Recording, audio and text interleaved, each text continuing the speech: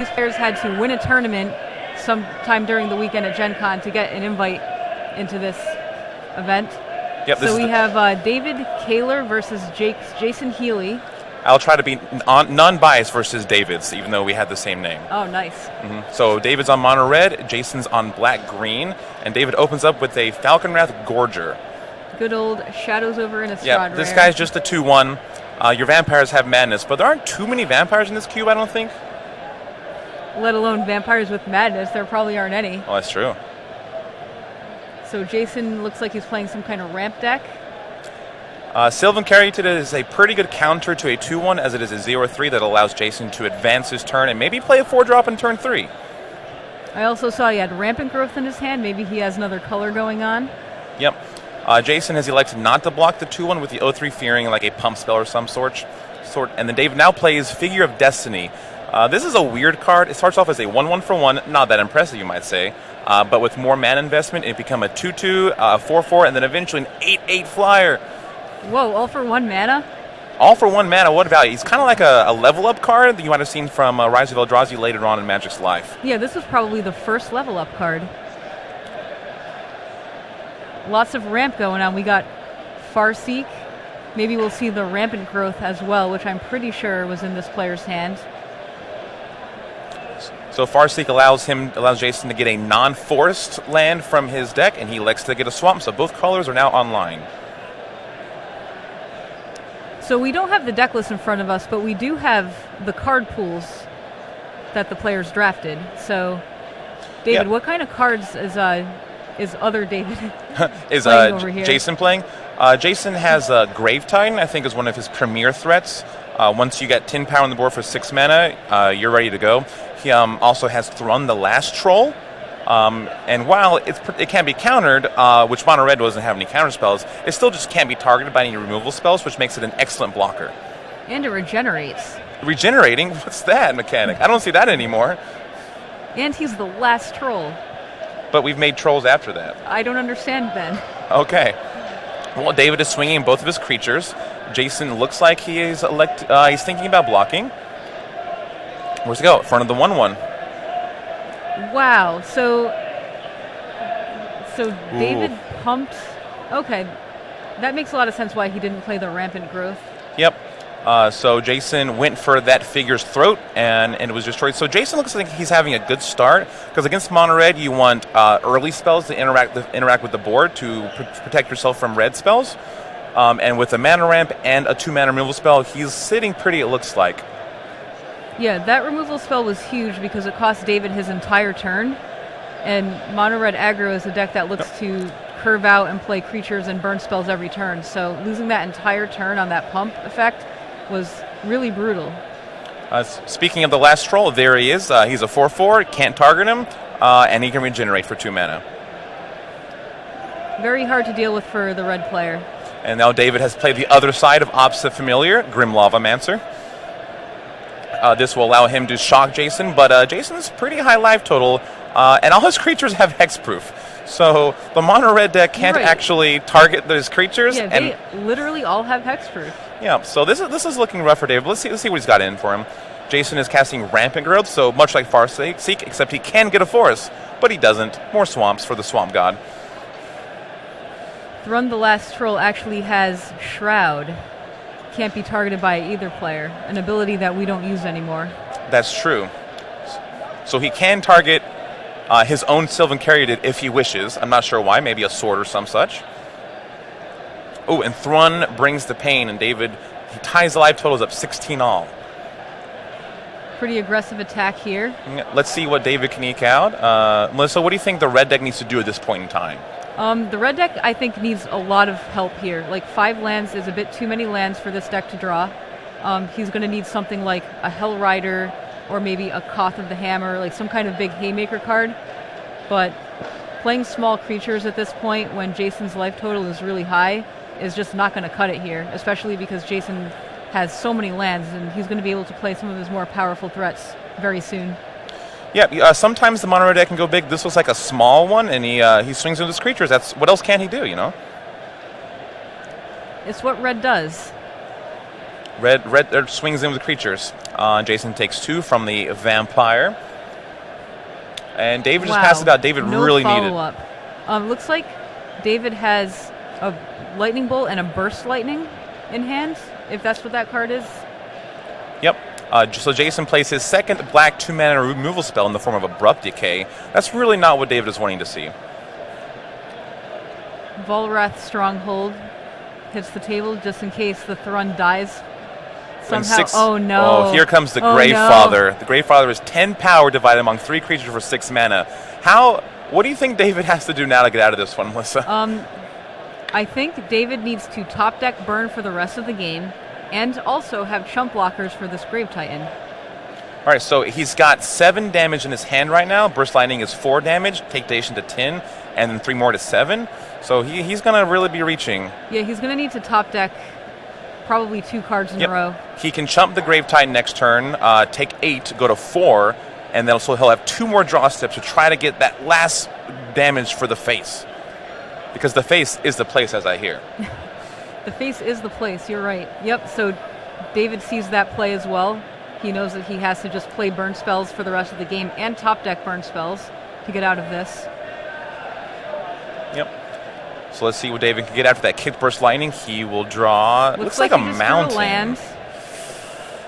So lightning bolt and 1 other card. That other card looks like a Kessig Wolfrun, I think. Yep. All right, he attacked with his Falcon. Oh, it's actually a really strong one. That looks like the Red Confluence. Yeah, that is Fiery Confluence. I bet he's going to choose to do 1 damage to each creature twice and 2 damage to Jason, perhaps. Looks like he chose deal damage to creatures 3 times. Yep, he dealt 3 damage to all creatures, and now he's going to cast Chain Lightning to finish off the Grave Titan. That's still not a good spot, though. It's not. He decided to use his burn spells to clear the board. Maybe he has some like Inferno Titan or some creature with 5 toughness that could hold off the Thrun. So that is what he's choosing to play to. You got to play your outs, and if that's what his deck has, that's what he's doing. Yeah, maybe he has a Thundermaw Hellkite or something. Yeah. He could use some love from his mountain deck. Looks like a Chandra, Torch of Defiance, perhaps? I can't tell what that card is. But he's tapping 4 mana. Yep. So the Marquee Kaladesh card. He, as we said before, Thrun has Shroud. So you can't actually target Thrun at all with the Chandra. Yeah, so Chandra is a reliable source of damage, essentially 2 damage every turn. Yep, so Thrun does have hexproof. So Chandra is going to tick up.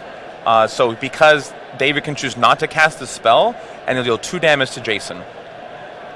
So this represents another 2 damage next turn. So Jason is at a theoretical 6 right now. Chord of Calling. What do you think he can get with that Chord of Calling? If he has a Kitchen Finks in his deck, he's probably going to get that. Because that'll just guarantee that David won't have enough burn to finish him off. Just looking for some sort of life gain. Because Jason has more power on the board, but he just needs to not die to removal spells. Just a Birds of Paradise. Wow, overpaying for that Birds of Paradise. All right, well, perhaps... So in Jason's hand has Garruk Apex Predator. So with that 7-mana spell, he'll be able to destroy Chandra with a plus loyalty ability. Yeah, I think untapping and playing this Garruk is just going to be game over for David here, regardless of which ability he chooses with it. Like, it also makes 3/3s. He wanted to cast that core to make sure he has 7 mana. He did draw a land though, so he casts Garruk Apex Predator, the planeswalker that's just wandering throughout the multiverse, destroying planeswalkers. Oh man, the poor planeswalkers. Yeah. It's a good thing he wasn't at War of the Spark. It's a good thing, or he just would have gotten everybody. Yeah. Nicol Bolas doesn't stand a chance against Garruk. Nicol Bolas would have been mad. He's like, what is this Garruk here doing, foiling my plans? Get out of here, Garruk. So Garruk is asking David a question if he can go up against him. And here comes P&LR. So Garruk murdered Chandra, and then Chandra's mom's like, whoa, whoa, whoa. Nobody messes with my daughter. And comes back with a Thopter in tow. Yep, so Pia is here. She's really sad because her husband recently passed away. Yep. Karen gave his life to protect both his daughter and for the revolution eventually would happen on Kaladesh. And P is going to be even sadder very soon because this Garrick and Thrun are just going to take over the game very quickly here. It looks that way. So Jason can use Garrick to, like mother, like daughter, and destroy P and Alar. Yep, this little Thopter is going to be chump blocking Thrun. Yep. Not only does Garrick destroy creatures, but Jason will gain life equal to the creature. The Garrick destroys toughness, so he gained 2 life. And you have to chump because Dave would like to continue playing this game. He doesn't want to go to 0 quite yet. Yep, I believe David is drawing dead here. I don't think there's a card in the cube he can draw to get him out of this. All right. Well, that was game 1. It looks like David drew a bit too many mountains, but Jason did have a very strong start with both mana ramp and early removal. Yep, and a threat too, which is one reason that like sometimes red gets back in the game because the opponent, even though they're removing everything, they're just giving the red player too long and giving them the chance to draw burn spells. Yep, so this time Dave is probably going to look for some early threats like before, but he's looking really for Jason to not play things that he can't interact with. So removal spells, creatures with hexproof. He's like Birds of Paradise, he can shoot with the removal spell and continue on his path. But David also drew a little bit of land. So what do you think they're sideboarding for, Melissa? So it looks like David is boarding in Rekindling Phoenix, which is really good against Jason's removal spells and also an answer to Thrun the Last Troll as well. And it looks like David is just going a little bigger, so I saw him bring dragons and like just bigger stuff because like the little creatures are just going to get outclassed very quickly by Jason's walls and Thruns and just big stuff. Yep, looks like he's a Zergo Bellstriker is coming out. He's trying to transform, I think, into more of a big red drink. Perennial Indianapolis soft drink that I used to drink when I hear. Or Big Red, the chewing gum. Is that a thing too? Yes. Oh, nice. Okay. Yeah. But we are in Indianapolis, Indiana at Gen Con, I think the 52nd year. I think it's the 52nd year, actually. The 52nd year of Gen Con. Yeah, because we were at Gen Con 50 only a few years ago. That's true. And this is, if you're just tuning in, this is the semifinals of the Mythic Convention Series Gen Con Championship, where these players are playing a cube draft where they get to keep the cards. That's crazy. Yeah, that's ridiculous. Yeah, so the players of Rochester drafted this early this morning, bright and early at 9 a.m. Eastern Time. These players were up bright and early. Rochester drafting the entire cube. So this cube, I believe, is the Legacy cube that is also currently up on Magic Online. Yep, that is correct. You can go draft this cube right now. You can play these with these cards too. Unfortunately, you don't get to keep the copies you draft with on Magic Online. Yeah, these players had to win a tournament this weekend to secure their spot into this event. Yep.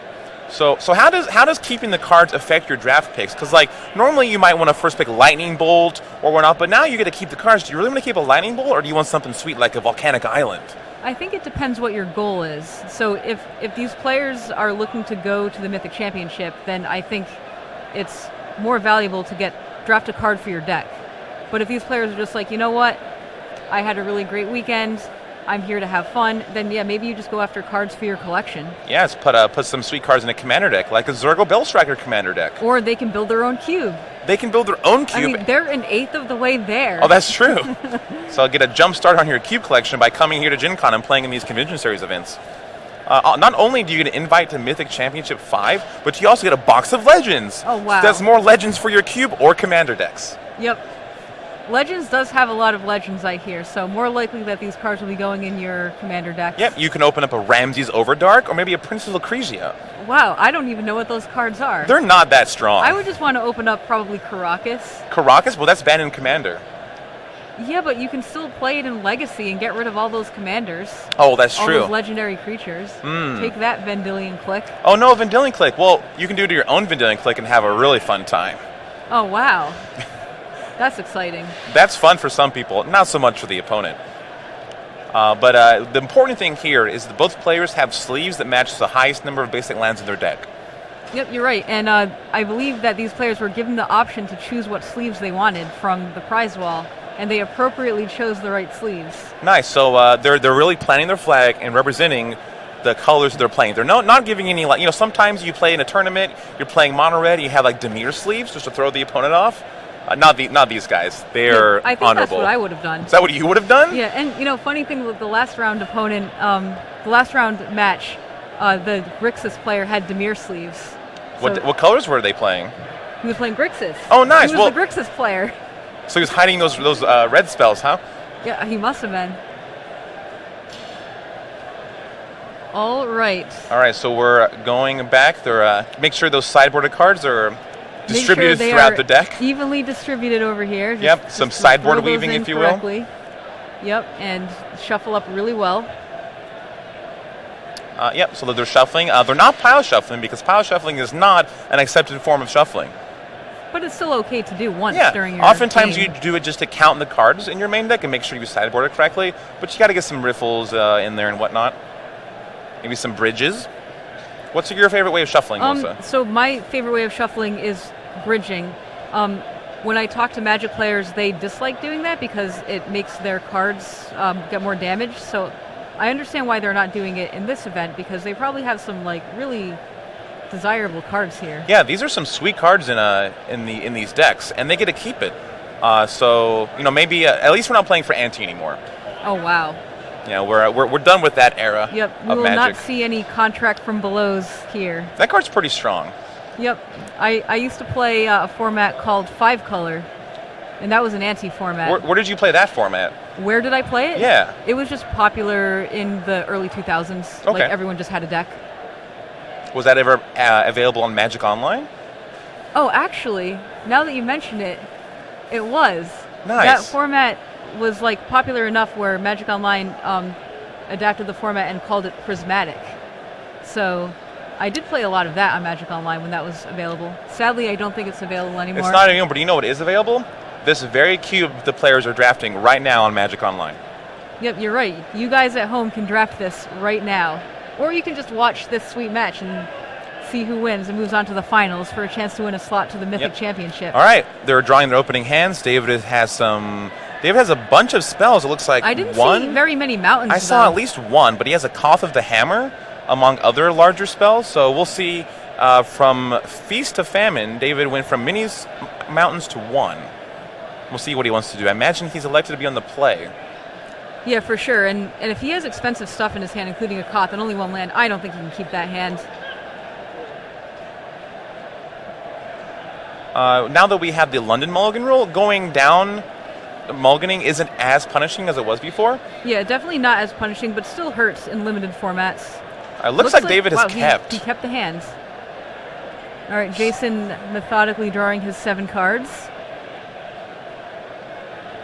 I see a Nick those Shrine to Nyx over there. All right, David has played Zurgo Bell Striker.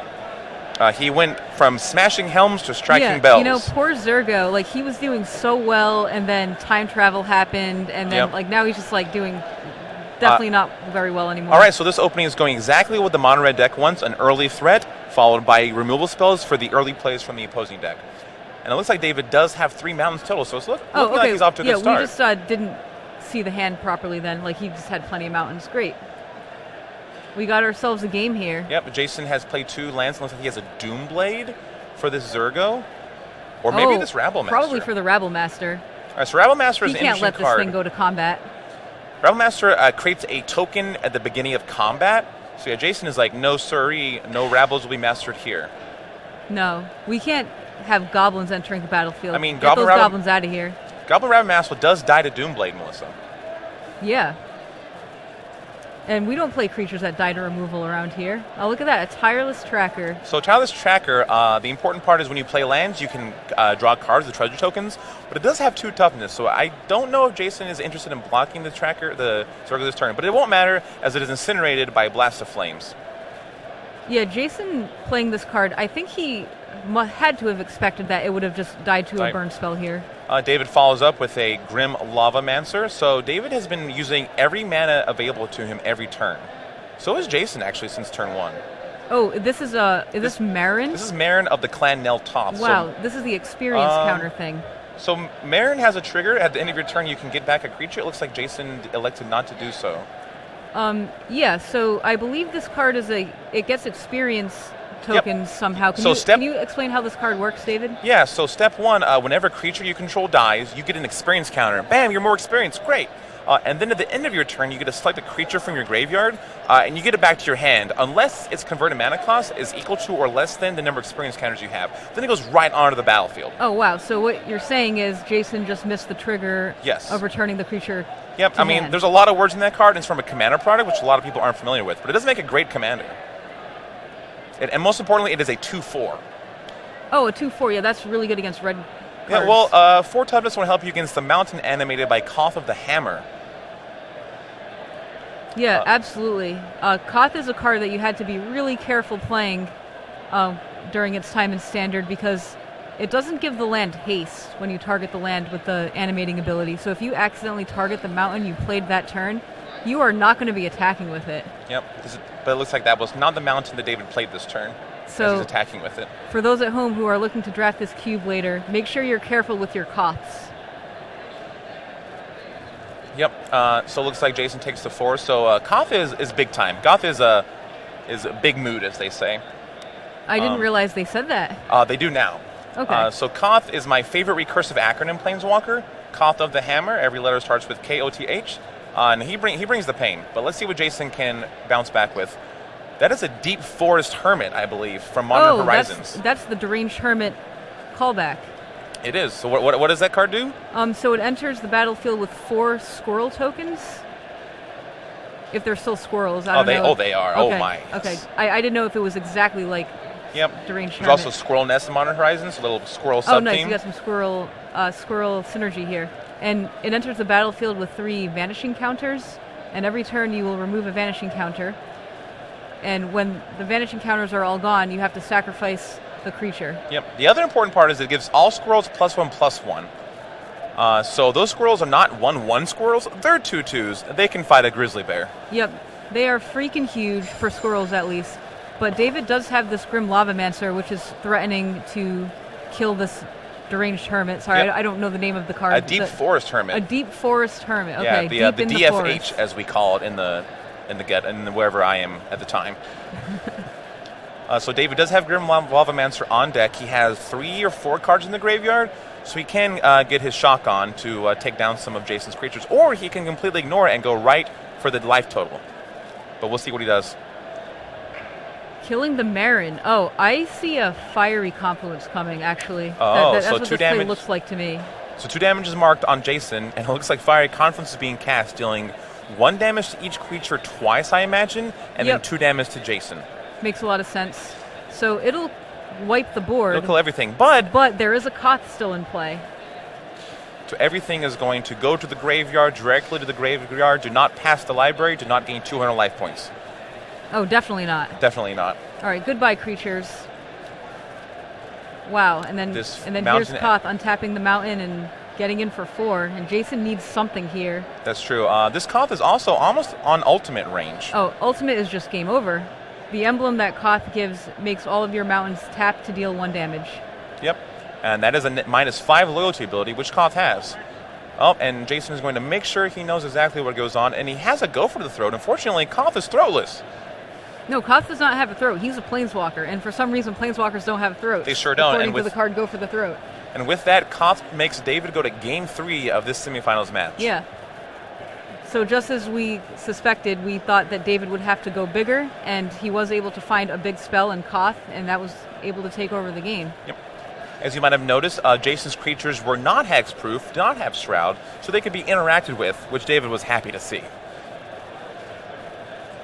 All right, so Jason is on the play this game, so he'll be able to get his ramp online a little earlier than he was the last game, and I think he's looking to draw his ramp spells as opposed to mana creatures, because the mana creatures are probably just going to die. They are not reliable sources of mana. Mana creatures have toughness. Lands do not generally. Yeah, lands and cards like Rampant Growth, they don't have toughness. They don't die to burn spells. So Red is not sure what to do against lands. Well, Red does have Stone Rain effects and whatnot, but usually you don't play those. So it looks like David, since he's on the draw and he's just going to have a slower game, he's looking to go even bigger than he was last time. I saw him pull to the front of his stack Glorybringer. Glorybringer? Yep, Glorybringer. That is a 4/4 dragon for 5 mana, and it has Exert. If you exert it, you can deal 4 damage to a non-dragon creature. That's true. Non-dragon, so you can't Glorybringer other people's Glorybringers? Yeah, we didn't want people Glorybringering other Glorybringers. Glorybringering was a verb that I just made up just now. That's glorious. Great. Yeah, so it looks like David is cutting his small things. Like he doesn't want his Zergo Bellstriker or his Figure of Destiny. Probably also cutting the Falconwrath Gorger as well. Yep, he is cutting all the small things. Great. And he's going into even bigger red. Bigger and badder and faster and stronger. Maybe not faster, but stronger. Yeah, probably not faster, but no. But definitely those other 3. Yeah, he's very deft at the sideboard switches. And Jason is really just want to get his ramp on, like Melissa said. Maybe some removal spells, and then top it off with some big old cards like Grave Titan and whatnot. Yeah, Grave Titan is a really important card for Jason because it provides 3 bodies. 3 bodies? For 1 card. So what is your favorite Titan of the cycle? My favorite Titan? Well, the card that I've played the most of in my life is Primeval Titan. So Primeval Titan? Probably that one. But that one is banned in Commander. But it's not banned in Modern. That's true. Are you sure you're not a fan of Kavu Titan or Lackalith Titan? Oh, I wasn't actually thinking about those Titans. But Kavu Titan, I played that in Standard too.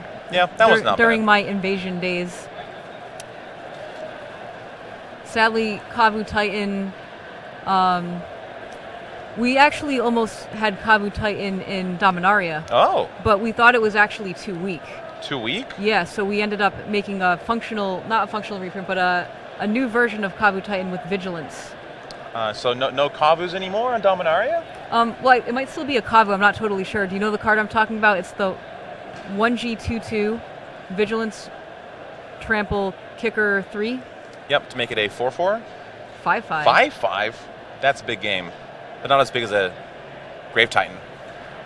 Definitely not as big as a Grave Titan. Yep. Also, Grave Titan has Death Touch, so in case he goes up against any 7/7s, yeah, right. he's good. Or like in case you put like an Arcane Teachings on it or something, you can just ping those creatures down. Now that's a cube combo if I've ever seen one. Fire Whip. I don't know what that does. Fire Whip is a red aura, and it has Enchanted Creature has tap, deal 1 damage to a target. You can also sacrifice Fire Whip to deal 1 damage to a target. Oh, wow. Now that's a cube card. Get your copies of Fire Whip now for all of your Commander decks. Or cube decks. It was a card that I played during my casual days, probably. You were a casual player? I mean, I started playing in 97, and my first tournament was the summer of 98, so I had a good long while as a casual player. So it was the summer of 98? It was the summer of 98, yeah. Mm-hmm. Those were the best days of my life. Well, I'm so sorry. Hopefully there's better days to come. They actually weren't. They were only okay. Okay, well, these days, for David and Jason here playing at the Mythic Convention Series Gen Con Championship, their day is pretty good, I think. Even if they lose, they still walk home with their cube deck of their choice. Of their choice, meaning what they drafted. Well, they drafted, yeah. They got to pick a deck. And they also won a tournament to get here, so they've already won something. They've proven they're skilled magicians. David, and just like you said, Melissa, Glorybringer. David has brought Glorybringer to the table, so let's see if he can deploy it in time.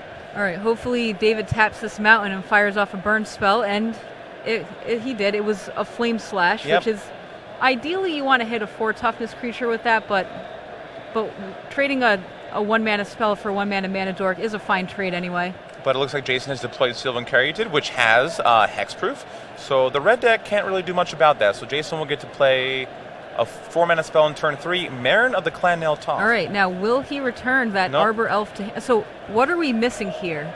Is Jason playing the card wrong, or does the card just not do what we think it does? Yeah, Marin will always get a creature back at the end of your turn. Okay. It's not a card that you see very often. I remember when this card came out, it was played in Legacy for a very short amount of time. For a hot minute. Yeah, a hot minute. I almost said that, but I didn't know if I wanted to go there, but you did, so here we are. Minutes are hot. Yeah, I remember it being played with Veteran Explorer decks in Legacy. Yep. No, you can always get you can always raise dead a creature. Or Disentomb, I believe, is what the nomenclature is nowadays. So David did deploy the Mother of Chandra Nalaar, Pia Nalaar, and that Thopter has flying. And it has sort of fire breathing? Expensive fire breathing. It's a very expensive version of fire breathing, but Pia does have the ability to tap 2 mana, give an artifact creature +1/+0. Yep. Ideally, David would want to deploy another threat, which he does in the form of Goblin Guide. Well, look at that post-combat Goblin Guide. It can block just fine. That's a little sad. It can block just fine. But Jason's played Wormcoil Engine. Oh, no, Wormcoil Engine. That is such a brutal card against red. So Wormcoil Engine is a 6/6 with a bunch of words on it, but the important word is lifelink.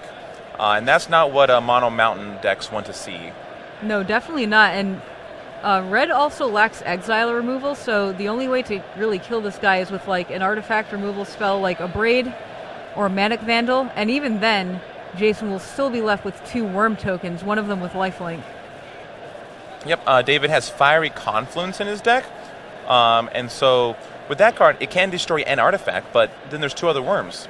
Yeah, actually, now that you mention it, it looks like he has the Fiery Confluence in his hand.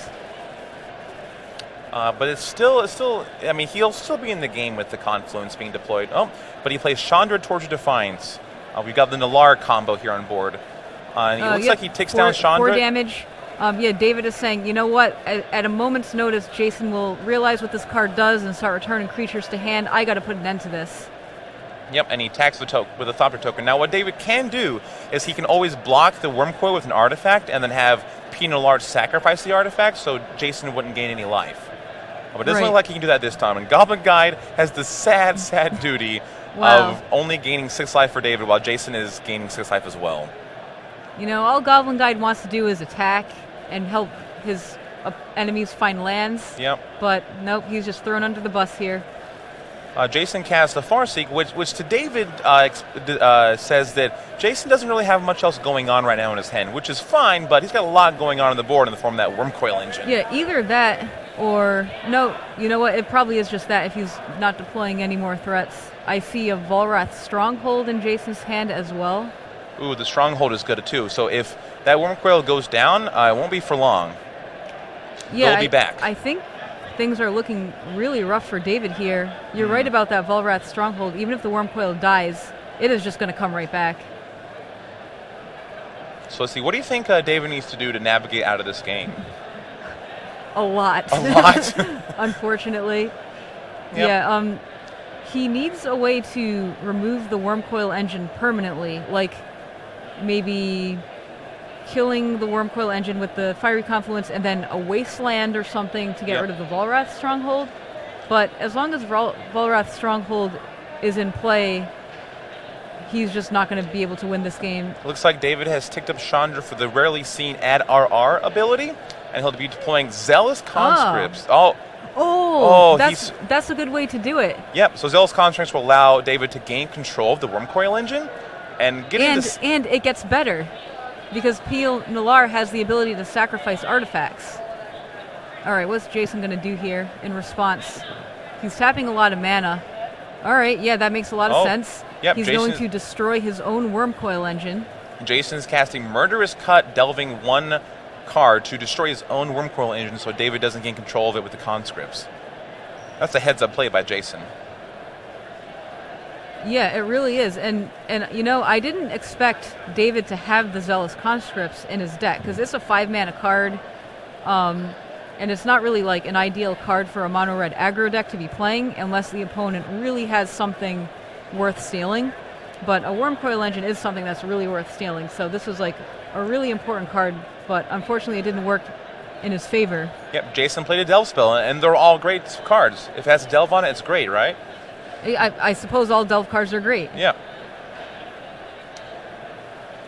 So that is pretty a big blow to David, because while the Wormcoil is in the graveyard and he has a lifelink worm to deal with, which he can, that Volrath Stronghold for 2 mana allows him to put a creature back on top of his library.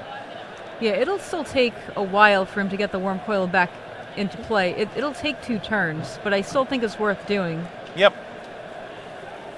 All right, so I saw in David's hand he has a Lightning Bolt and a Glorybringer. That's another way to finish off these Wormcoils.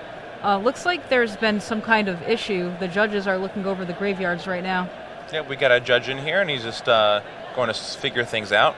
I think there may have been some confusion with the murder's cut in response to when did he cast murder's cut, like when David cast those conscripts or when he targeted. Yeah, that's a great question. It looks like, I think that is what they're trying to figure out. I do think David pointed to the worm coil, though, so we'll see. Yep, how the judges rule this. What the judges here and pastimes make of this.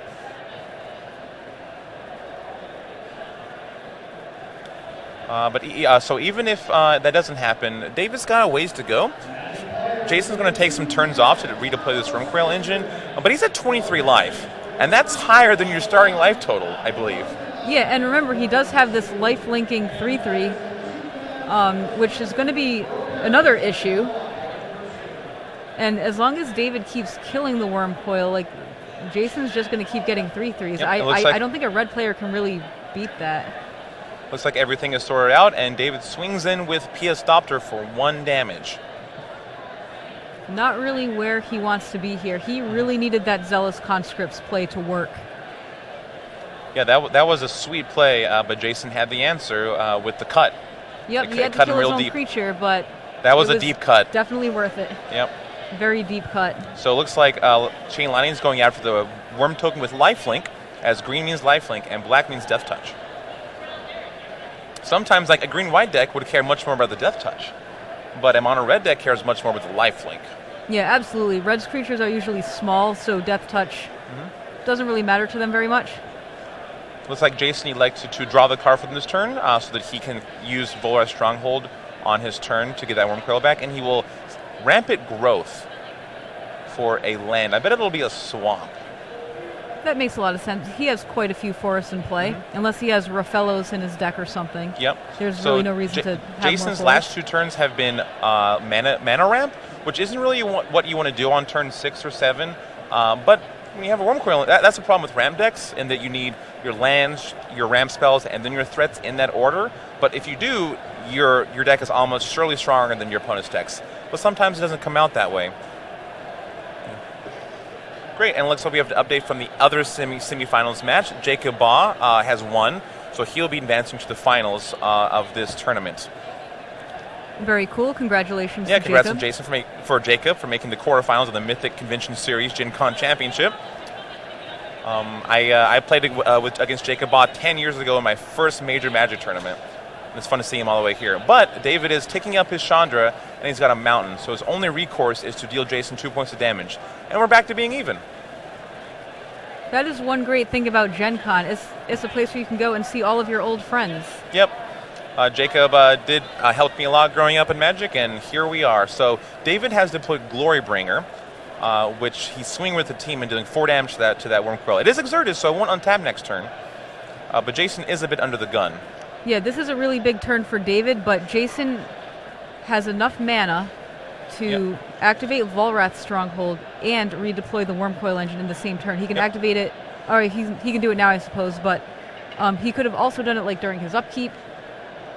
Yeah, he'll do it now so he can untap with all his mana, for why not. So it looks like Jason's taking 8 damage, and he'll go down to, 8 damage, go down to 12. And then Jason will play that Worm Coil. This is a tricky match. I think David might actually be getting it. I'm not sure. It's really close. It's still really hard to tell. Like, this Worm Coil is still definitely going to be a problem. Yep, it looks like David's plan is to block with an artifact and then sacrifice before damage is dealt, so Jason won't get the lifelink. Right. And then another ability that Pia has is it can sacrifice artifacts to make creatures not block. So there could be a turn where David sacrifices the Thopter token on a key turn and make the Worm Coil not block. But I think he needs more artifacts in play to be able to... We'll see what David draws. Optimally. He drew a Char. Oh, that's nice. So Char will deal 4 damage, probably to Jason directly, and David will take 2, but that's okay. We're red mages. We don't care that much about taking damage. Yeah, definitely. Looks like he wants to char Jason in the face. Yep. And then block with Worm Coil Engine block Worm Coil Engine with Thopter and sacrifice it so Jason doesn't gain life. So David has a Goblin Rabble Master in his hand, and he is not playing that because if he played it in pre-combat main phase, he'd make a Goblin that would have to attack. right into the Oh, worm no, coil. no, we can't have that at all. Oh, that's not due. Jason's your Doomblade, though. That's exactly what he needed to avoid the Thopter blocking play. Because while the Thopter is an artifact, it's not black. Wait. Maybe he's not Doomblade. Was it not? Oh my. Oh, wow. So this card has lifelink, too. So Kalida's Trader of Get has a bunch of words on it, but the important word is lifelink. Yep. Another important thing about Kalida's Trader of Get is 4 toughness. Gets out of the range of Lightning Bolt, Chain Lightning, Incinerate, Lightning Strike. Basically, most of Red's burn spells. However, Glorybringer does deal 4 damage. So it does. Looks like that Kalidas is lined up. And it's untapping this turn, because it already had a turn where it didn't untap. Yep. All right, so David did do that play. Dave is attacking for 4, exerting it to destroy the Kalidas. Kalidas, the slack-jawed vampire, is down. Yep. And then David finished off with a Fiery Confluence, dealing 2 damage to... Whoa. Oh, wow. And David took it in the face of Wormcoil because he Engine went and to Kalidas. 4 and then Fiery Confluence finished it off. Yeah, and David used Fiery Confluence to deal the last 4 points of damage to Jason. What a crazy turn of events. We went from David can never kill this Wormcoil Engine to, you know what, I'll just attack with flyers. Yeah. And then draw burn spells. So that just shows how sweet both Magic the Gathering is and Cube. When it looks like you're down and, how can I win? And then you draw the right cards and then you win. Yeah, that was a crazy match. Congratulations to David, the Mono Red player. Yep. Mono Red is one of the stronger archetypes in the Legacy Cube, but it's very hard to draft. Yep, but you didn't draft it. You drafted it this time, but with Rochester. So he got to pick every single card he needed to make the perfect Mono Red deck. Yeah, absolutely. It was a really tough draft to follow because, from our perspective, we just saw hands taking cards. So we couldn't really tell who had what. But one interesting thing about Rochester draft is that every player can see what everyone else is doing. So there's a really good opportunity for hate drafting. Oh. So it's possible that a player is like, oh, hey, the person to my left is mono red, and there's not a good card for my deck. I'm just going to take this Koth of the Hammer. Sure.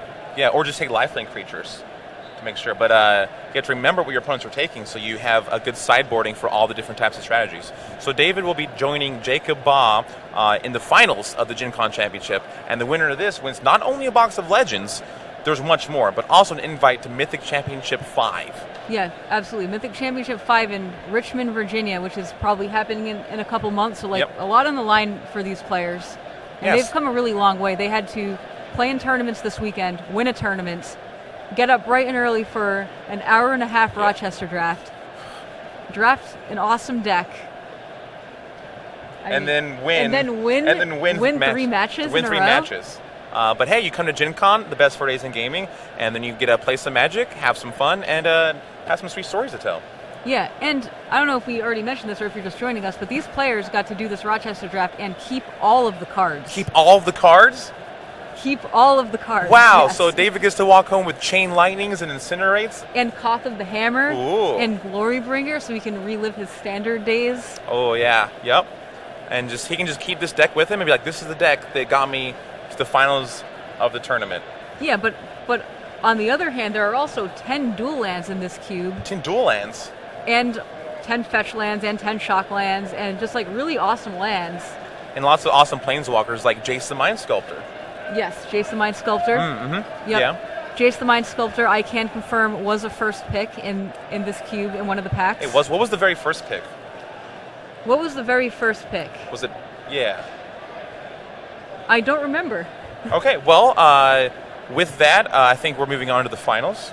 All right, we're moving on to the finals, so don't go anywhere, everyone. We're going to have Gavin Verhey joined by Justin Parnell. Yes. Cube expert. Cube experts. They're going to be commentating on the finals. And they're bringing you the finals of the Mythic Convention Series Gen Con Championship here at Gen Con in Indianapolis, Indiana, in the best 4 days of gaming. So stay tuned, and we'll be right back. All right, see you soon, everyone.